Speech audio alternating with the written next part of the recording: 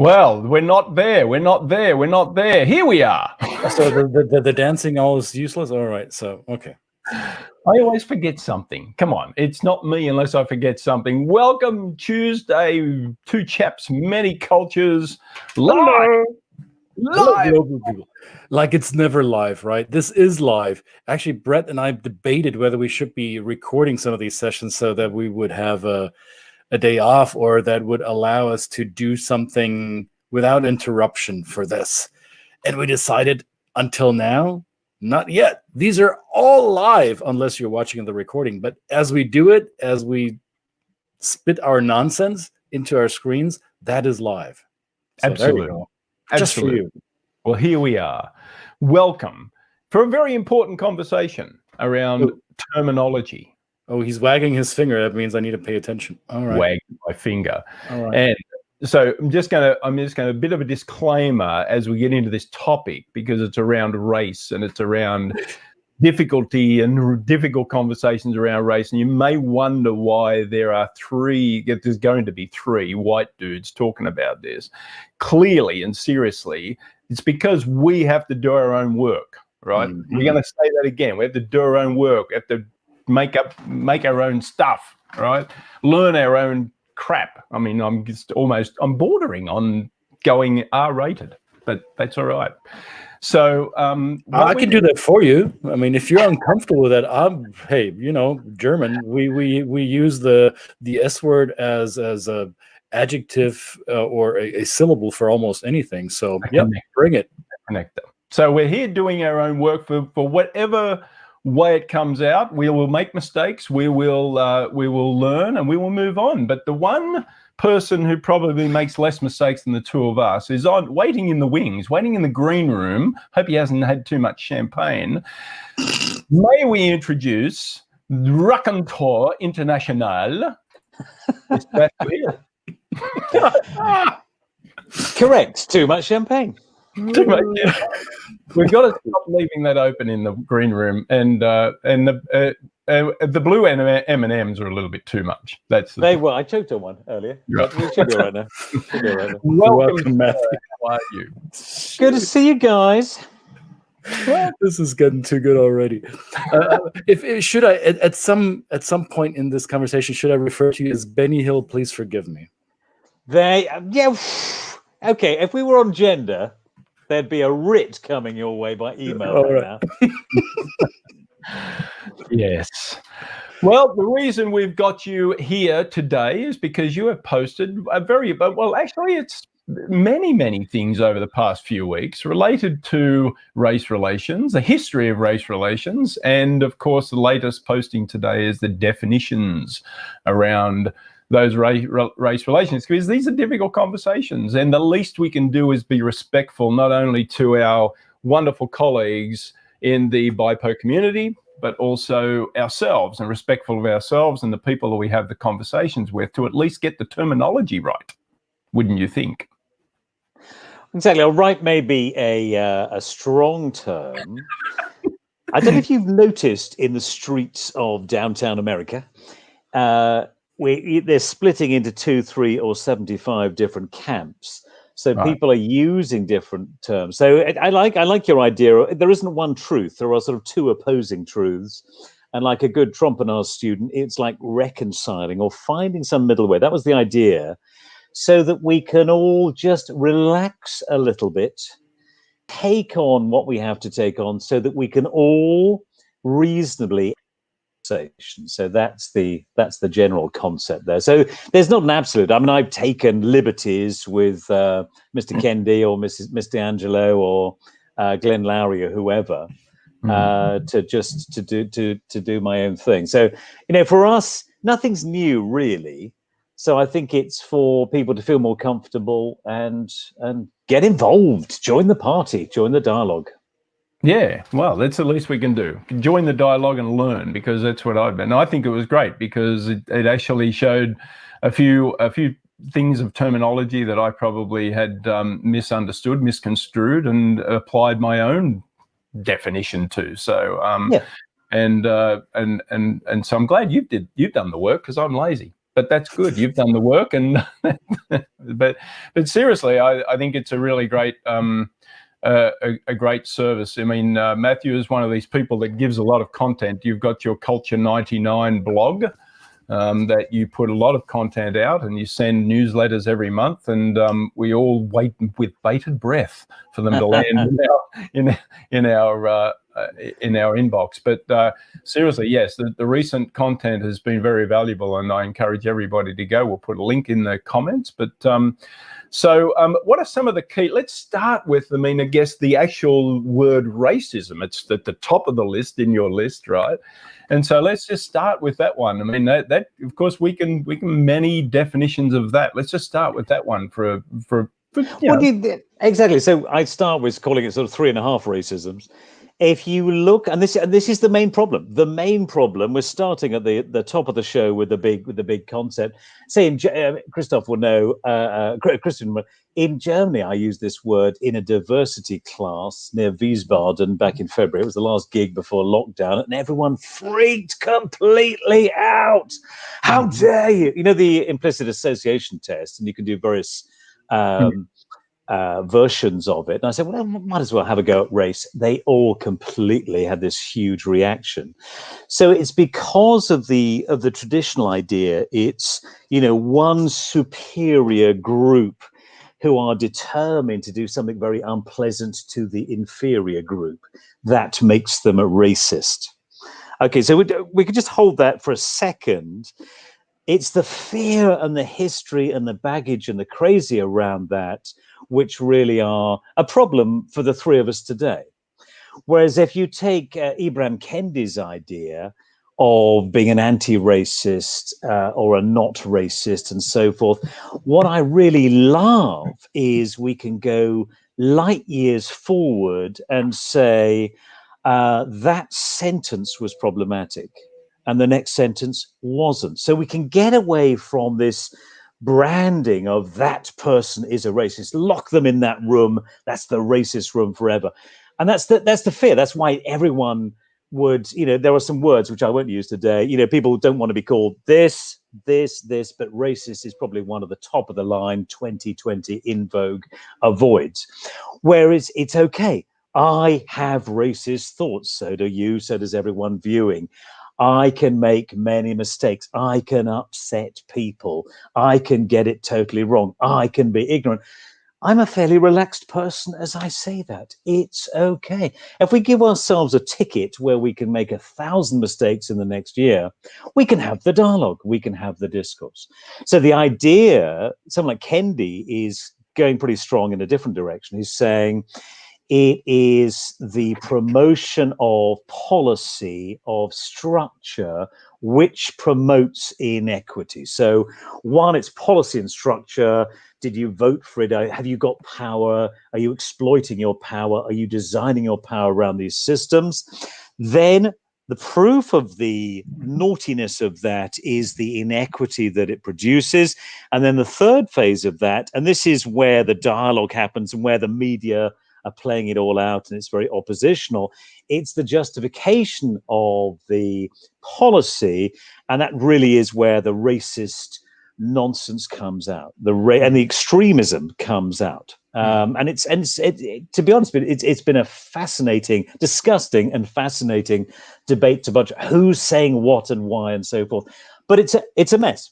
It's a mess. So the job of relatively intelligent folk like us is, and I think the three middle-aged white blokes on the screen, I think we are bringing other white folk up with this idea. So what I've tried to do is just to make it as accessible to people like me so that they can enter the debate. You know, there is this assumption that people of color are all race experts and are desperately keen to educate us white folk. There is fatigue, there is exhaustion, and they're not necessarily experts. They're living their lives, and there is not this thing called a black monolith. You know, there isn't one black population, and we dismember race and racism. The concept of race is a fake concept, although the social implications of those categories are incredibly real. And and very painful. Yeah, so that's the idea. So just to summarize my little rant there, let's relax. We're all going to say the wrong stuff, probably within the show as well. And it's okay, because it's getting us, it's the intention to get past it to something of value a little bit later. So what was the reason you think the group in Germany had such a visceral reaction to the terminology? I think it was the implication. So just the whole context, this was a board. They'd all met. They were fairly highfalutin. There wasn't a lot of diversity in the room. It was a fairly white room with one exception. It tended to be male as well. And so there was a trigger there. There's a historical German thing. My wife is German. We were there last week. Blah blah blah. So there's a context to that. So there's a super sensitivity. Also, if you think about 70 years ago, all the education which has supposedly got everyone past the nasty, the darkest part of the 20th century. Therefore, to wipe out that education, that sort of clean living, and go back to that was fairly triggering for them as well. So no, fair dues. There was a sensitivity there. Yeah. Again, I wanted to hear a non-German refer to it, because as a German who lives abroad, I observe the public discourse in present day Germany, and I find it partly amusing and partly shocking how myopic my fellow country people have become when it comes to the conversation around race and inequality and social injustice, because there is in the German public there tends to be this assumption that, hey, we've done our atonement around the Holocaust, so because we haven't completed that process. However, we are further down the path than many other societies in the world in admitting our wrongdoing and doing what we can to live up to the promise of today. Therefore, by definition, we must be anti-racist inherently, which is such a fallacy. It's mind-boggling how that has been manifesting itself. And I'm happy to see how the Black German or the Afro-German voices are popping up and taking that conversation, that public conversation, into a new direction.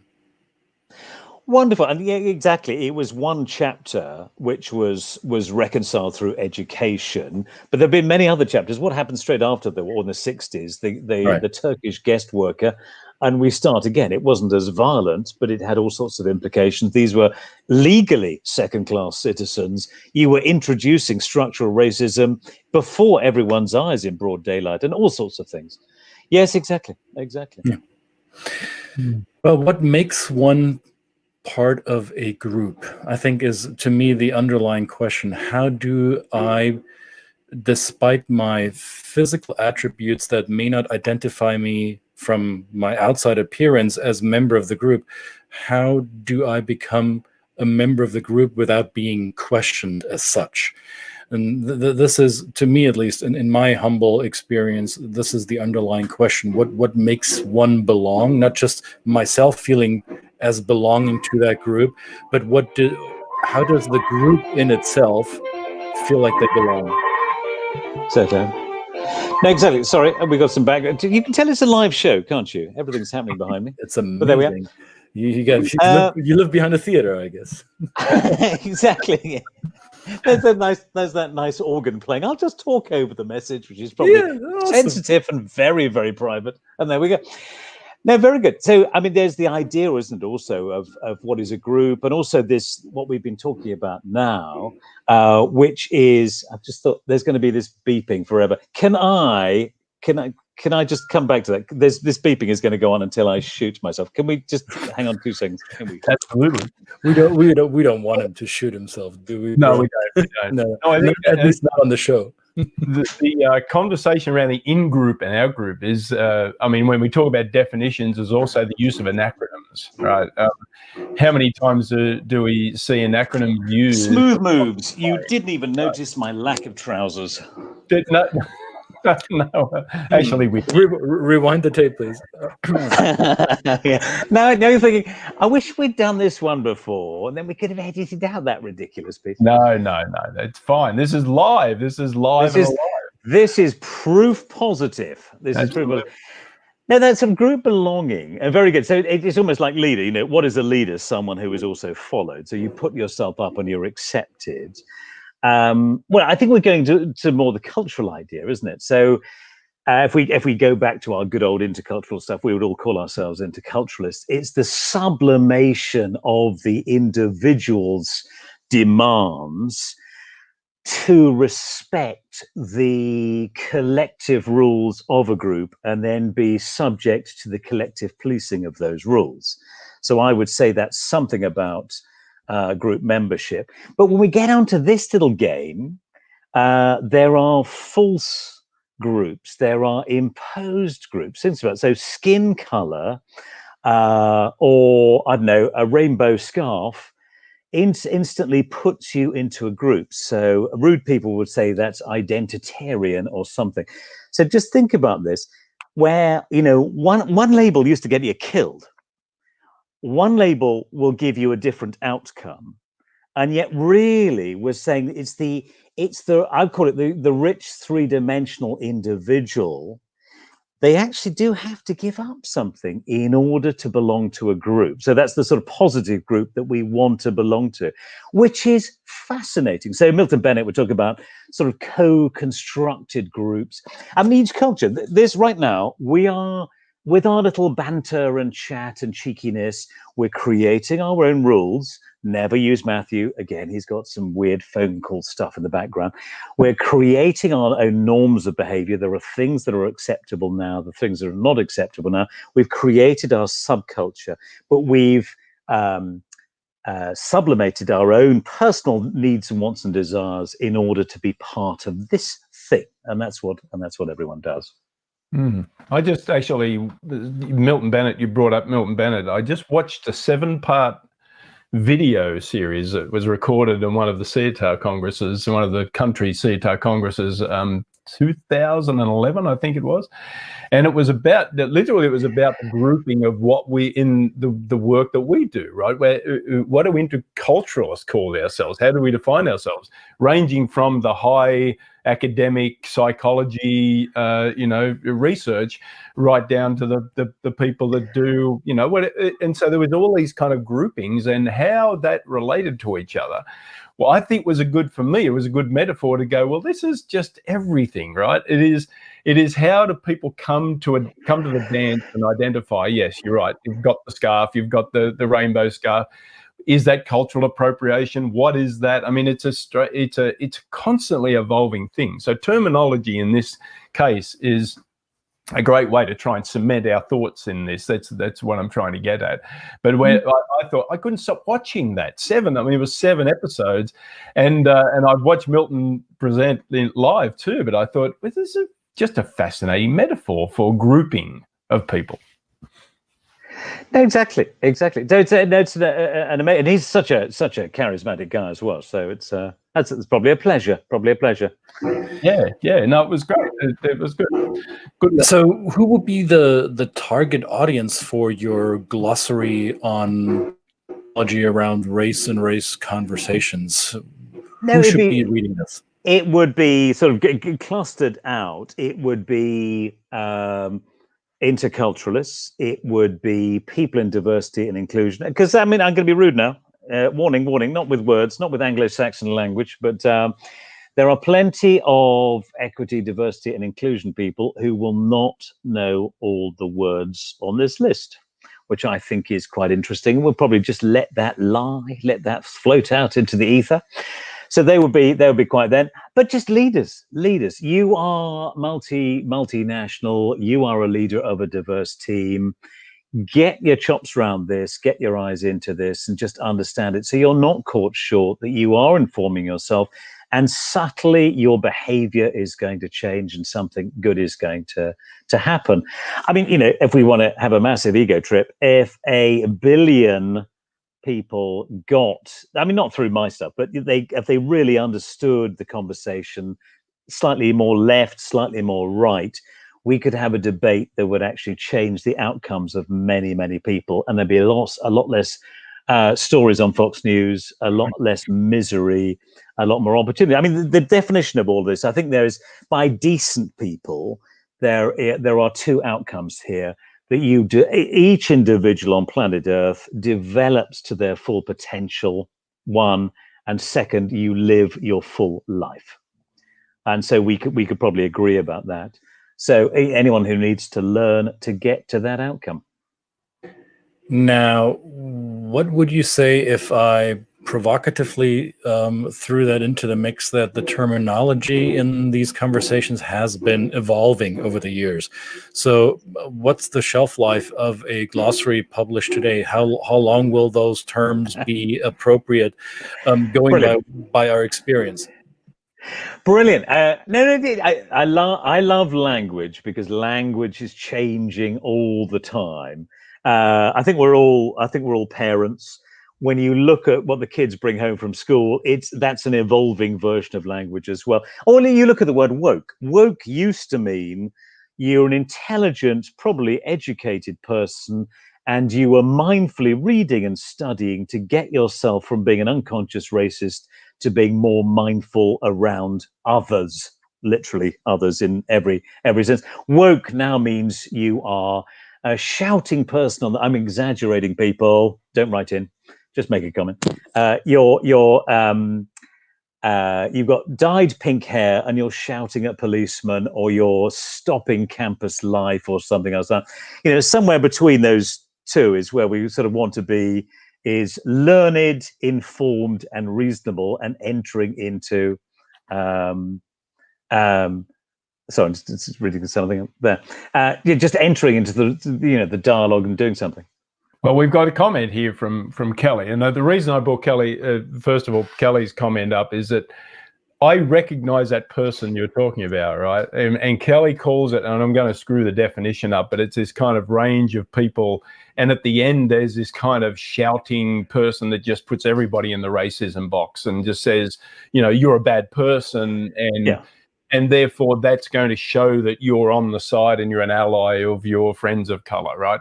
And I've seen myself in that. I've recognized myself in that, and I thank Kelly. This is why we surround ourselves with the wonderful people that we do, because they teach us and they confront us with the people that we've become sometimes, right? So I've kind of gone that extra.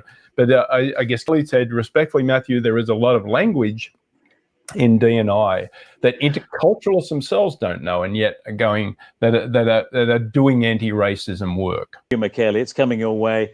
I'm going to withdraw now. We'll get Kelly on the show, who she knows 50,000 times more than me. Kelly, now your Cita Europa thing recently, when you were talking about yes, what was it? What's that volunteer organization? You don't go into the Peace Corps. The Peace Corps people who've been 2 years to that country, the trailing spouse who goes to that country for 2 years and then they become the expert. I loved it. I thought that was a rant which could be a theatre piece. So that's absolutely. Yes, please. I tell you, what just finish off the Kelly thing. What's the first 5 or 10 minutes of the Aziz Ansari special he did on Netflix after his sexual harassment allegation thing, where he's doing his kowtow, and I noticed that he called me out, and probably the three of us and many others, middle-aged white blokes who have been recently trying to out-woke each other. And the way he portrays it, that this youngish white ally, or the white person who sees themselves as an ally in this conversation, being so over the top in their wokeness, it basically in an attempt to make themselves feel better about whatever biases they've been holding on to in the past. So how do we avoid falling into that trap of going from the extreme of being an ignorant around this and falling into the trap of, oh, I need to be an ally 24/7. I need to be the best woke white person around. No, exactly. Well, let's also take Kelly's part as well. So the average interculturalist, and the other part that broke my heart when I think it was in Belgium or somewhere, where Kelly came over, probably the deepest expert that has been in a congress around diversity, inclusion, equity, otherness, and almost felt rejected. Kelly, you can sue me later.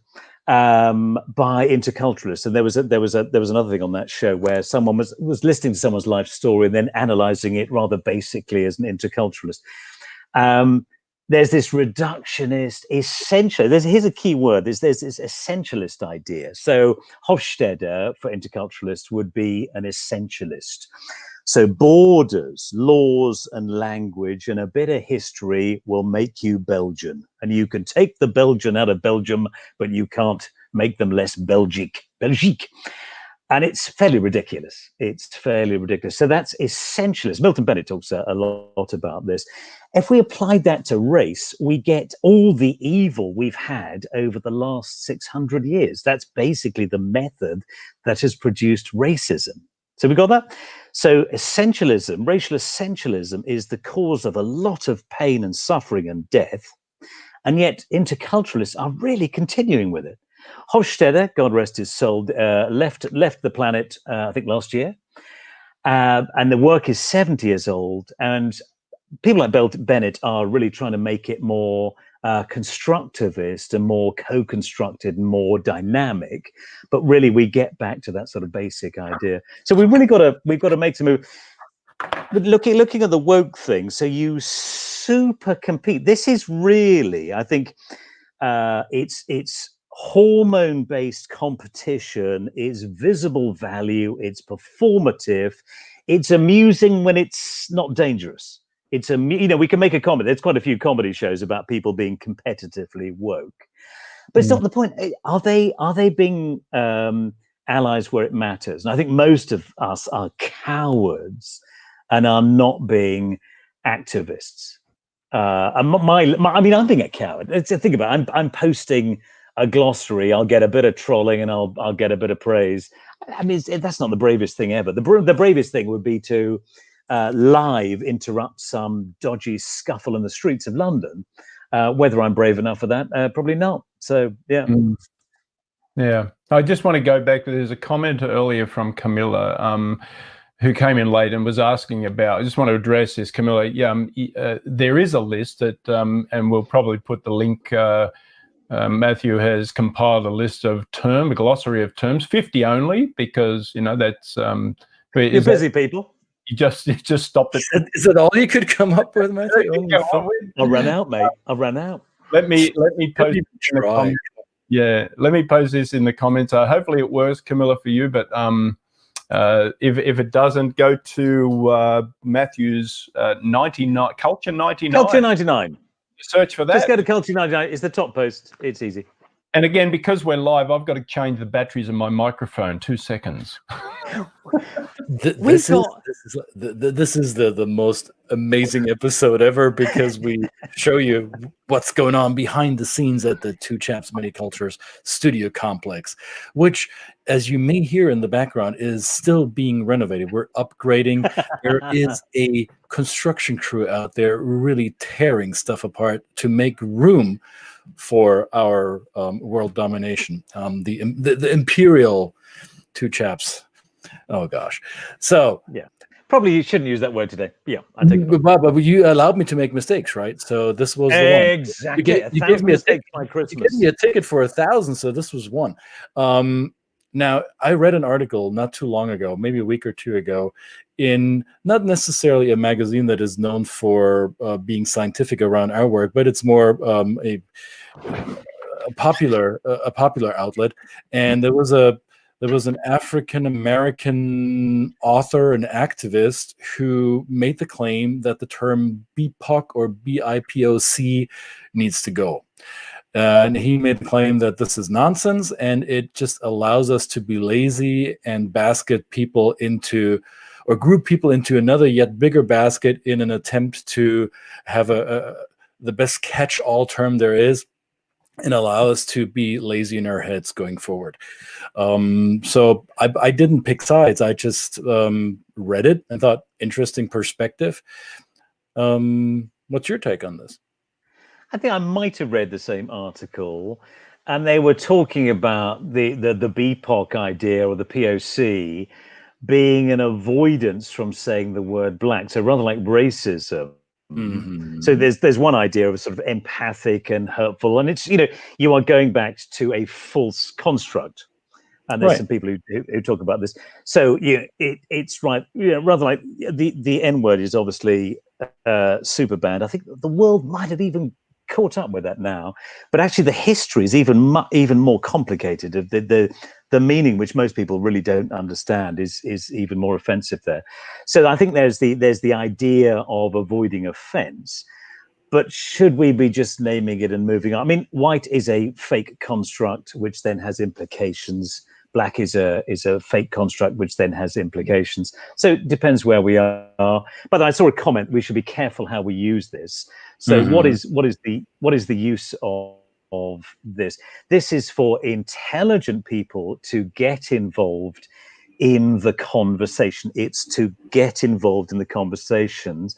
Patricia, what I would say in terms of that comment: nasty people were nasty yesterday. Those same nasty people are going to be nasty tomorrow. All of this is out there. They're going to use whatever they can. I mean, the comment on that. So Robin DiAngelo, when I first heard of that, maybe 4 years ago or so, I was blown away. I thought, my word, we've got some language. We've got this weird phenomena, and someone's speaking to it. That's fantastic. So I felt a sort of sigh of relief and got into it. Nothing's perfect. It's being, but my word, the way she's being attacked. By the way, everyone attacks her for this really weird thing, which is, do you know how much she charges a day? So her main crime is a high day rate.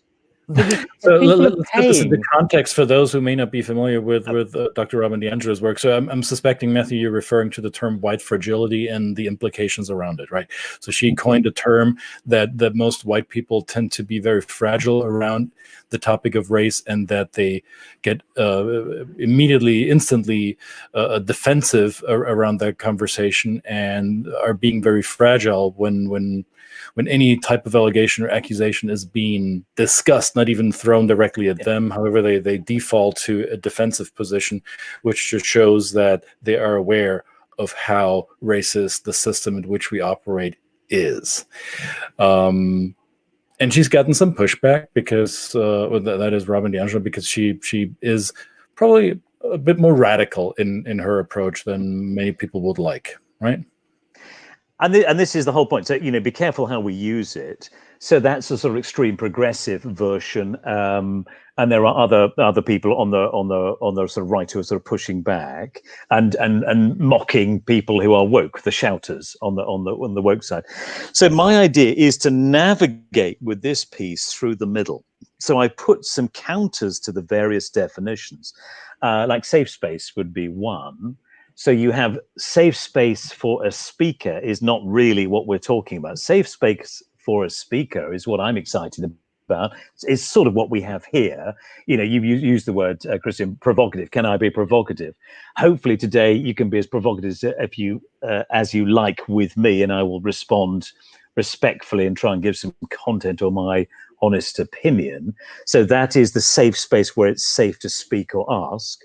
And then there's the second safe space, which is where you feel safe as you listen, which is more where we are in the workspace and so forth. So it seems ironic to me that we have two totally opposed definitions of the same concept. So it seems to be, if you explain that and put that, rather like the sort of the racism idea of it's terminal, lock that person in the racist jail forever, and that sentence was racist. And if you toggle between the two, you're going to confuse everybody. But if you know the difference, then you can be more intelligent in the application of those phrases.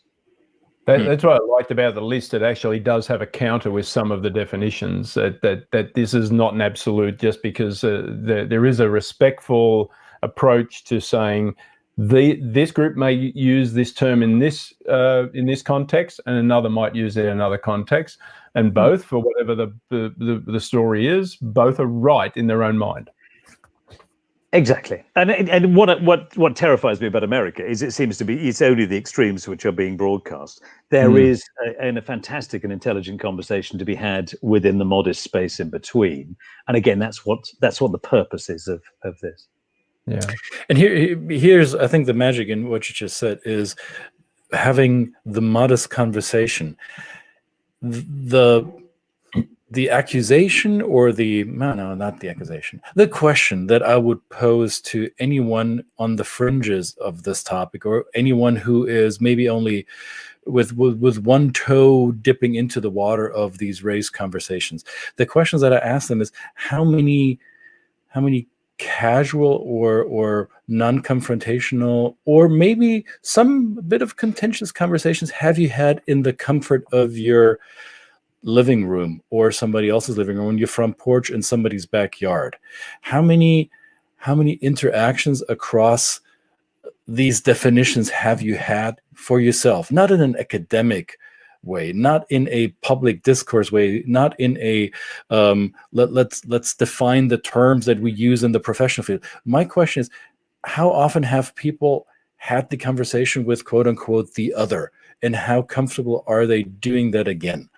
And it's my pulse read is that those who are most fragile or most easily triggered about these terms and about these conversations are the very people who have been shying away from having that conversation to begin with, in a smaller group, with your neighbor, with somebody at work, with somebody in your place of worship, or wherever it is you go. Mm-hmm. And I don't know if it is always necessary to have the right terms, to use the right terminology, or to have the glossary memorized in order to having that conversation.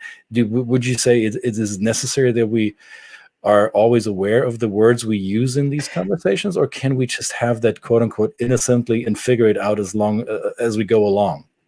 No, sure. I'm okay, but yeah, I come from England. I'm going to make a cultural stereotype now. The first on the show. We are massive avoiders. If you look at the Thomas Kilmann chart and plot 70 million Brits, avoid would come up, the winner, Jeopardy. And so we're avoiding it. So this isn't get it right. There's a quiz at the end of the week, and there's a prize. You get to live in your house. It is just giving people some ideas. White tears or something is a fascinating idea. I'd like to say, I guess when I read something the other day, white tears or white exceptionalism, or the concept of anti-racist, and that news has come in, and I've gone from didn't know to know, and then they share it, and then the debate happens there, as opposed to these cliches. There was Adele Bruce did a gig. A black British guy got a job in the Netherlands, had a bit of a rough ride, and also did a lot of work in Italy, where he had an even rougher ride. And he did a brilliant show for 𝚹 Europa, and talking about his own experiences. And he said, the conversations with him were so boring and so repetitive and so crass. Is it true that? And I won't bore you with the questions. And so, also it's just can we just sit on the sofa and have a nice chat? Well, could we also raise the level of the debate so we can take it forward? That sort of the urban myth is not really getting us that far forward. All right, man. All right. How long do we have for this? Do we have another 2 days scheduled for this? If I'm boring you, Christian, I can talk about something else. Really? No. I'm. You're certainly not. I think if we've sorted out race, we could go on to world hunger. Yes, let's tackle that next, and then we'll talk about the U.S. general elections. Can you sort that out too from England? No, again? Mate, that's impossible. That's impossible. Can you intervene from special relation? I don't know. Yeah, he's still trying to help Boris out. It's I'm doing my best. We've got our own blonde jackass, born in New York, jackass, blonde, multiple wives, unknown quantities of babies. We've got our own issues, mate. I think he's perfectly qualified to have a leadership position, going by how you describe him. Yeah. What we have is Boris, should we say, playing hide the nose with your jackass, thinking that his attempt at charisma is going to produce multi-billion-dollar benefits for UK Inc. It ain't. So that's our particular problem at the moment. So we shall see. All right. Well, we could go on. We could go on, and we probably would if we were let go. But Now, how's this? How's this? Since we've been going on for quite a bit here. How's this? Do we extend this topic, and then since we acknowledge the fact that we're well, you said you were middle-aged. I don't accept that label for myself, but I acknowledge that I'm white. Christian, I am your father. Oh, thanks for letting me know. I've been looking for you for so long. So since we've acknowledged that we're three white blokes, and yes, we need to do our own homework. And then once in a while, maybe it might behoove us to check in with our non-white friends who say, yeah, you got that right. Maybe you need to work on the other thing a little bit more. So how about this? We continue this with a non-white proctor to take the test with us. Yes.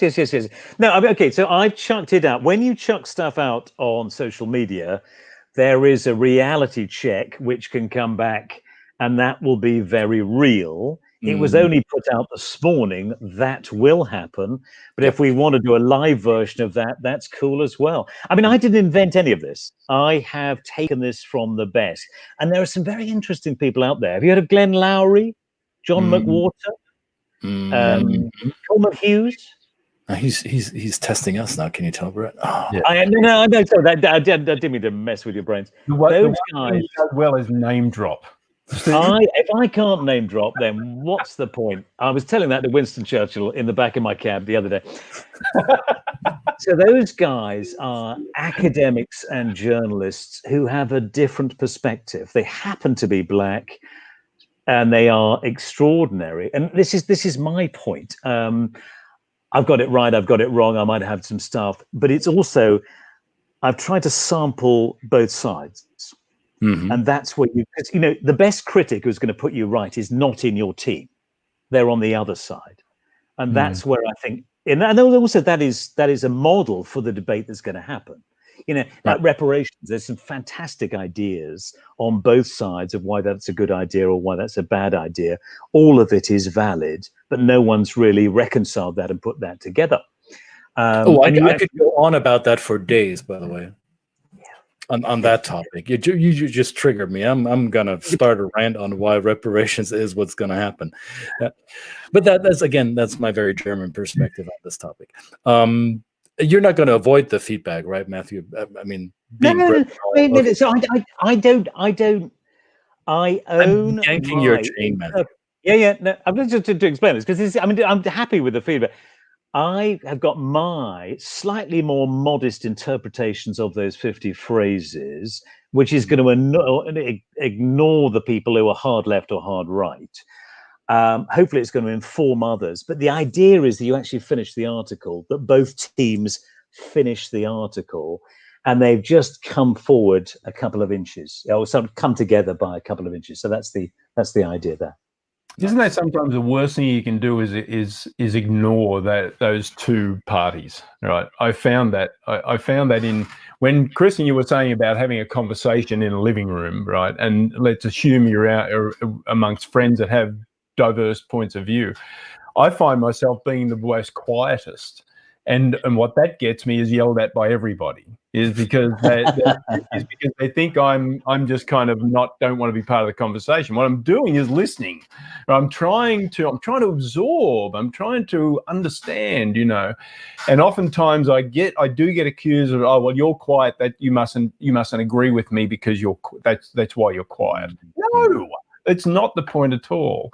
And so sometimes that's the worst thing you do is ignore it, right? You've got to acknowledge the feedback. And, one of the reasons we brought you on early is that we can bring you on early to make your case. And then later on, we can just exclaim, well, we didn't know the guy, we just met him. It's that sort of brotherly support that's going to get us through this crisis, mate. That's right. Absolutely. We're with you, brother. We're with you. No, and thank you. Look, we've had some giants and teachers in our field in the comments here watching us do this. And we're waiting for the feedback, good or not so good. That's fine.